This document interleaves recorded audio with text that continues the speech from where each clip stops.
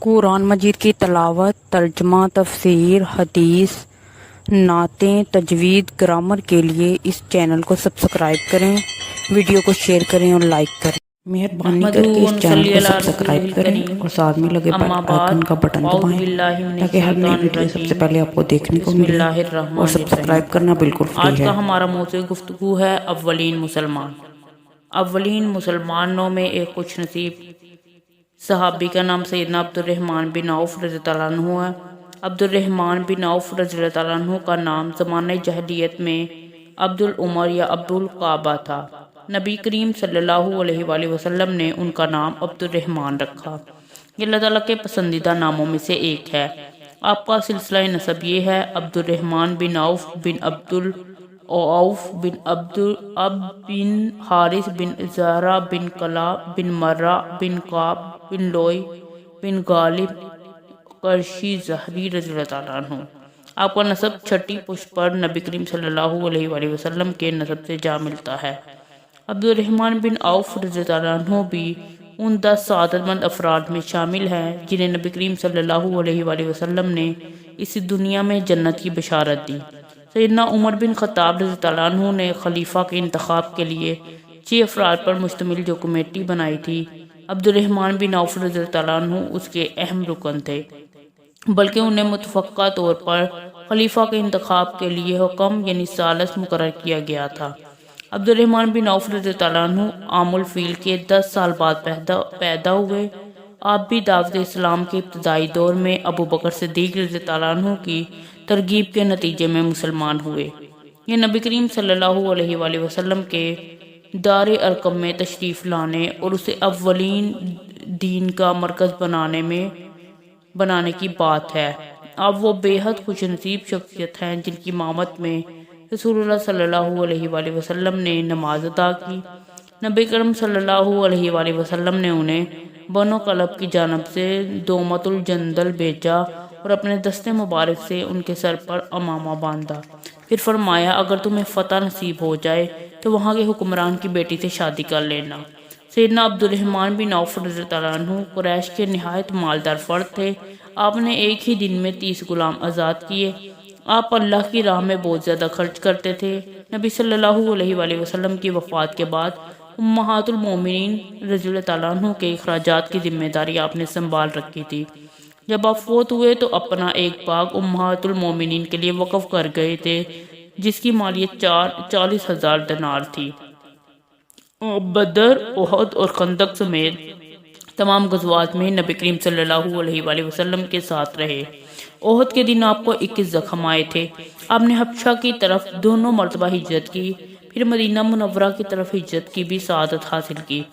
جب رسول اللہ صلی اللہ علیہ وآلہ وسلم نے مدینہ میں مہاجرین و انصار کے درمیان بھائی چارہ قائم کیا تو سیدنا سعد بن ربیع اور آپ کو ایک دوسرے کا بھائی بنا دیا۔ سیدنا سعد رضی اللہ عنہ نے کہا، میں آپ کو اپنے مال کا آدھا حصہ دیتا ہوں، میری 2 بیویاں ہیں، میں ایک کو طلاق دے دیتا ہوں، آپ اس سے نکاح کر لیں۔ سیدنا عبد الرحمن بن عوف رضی اللہ عنہ نے کہا، اللہ تعالیٰ آپ کو آپ کے اہل و عیال اور مال میں برکت دے، آپ مجھے بازار کا پتہ بتلا دیں۔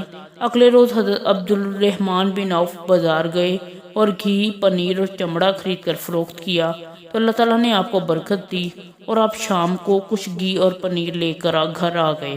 آپ نے 32 ہجری 652 میں 75 سال کی عمر میں انتقال فرمایا۔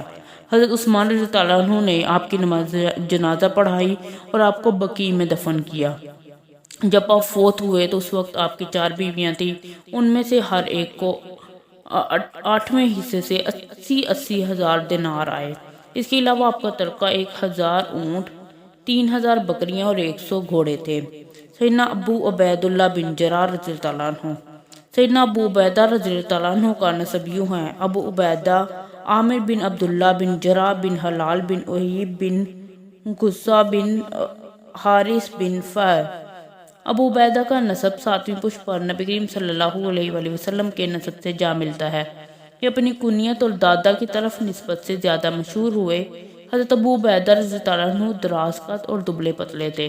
ان کی داڑھی کے بال بھی بہت کم تھے۔ آپ انتہائی با اخلاق اور نرم مزاج کے تھے۔ آپ کی امتیازی شان یہ تھی کہ وہ امین الامت تھے۔ نبی کریم صلی اللہ علیہ وآلہ وسلم نے انہیں اہل نجران سے فرمایا تھا، میں تمہاری طرف ایسا شخص بھیجوں گا جو امانت کا حق ادا کر دے گا۔ آپ صلی اللہ علیہ وآلہ وسلم کا یہ ارشاد گرامی سن کر صحابہ کرام میں بڑا تجسس پیدا ہوا کہ دیکھیں یہ سعادت کس کو نصیب ہوتی ہے۔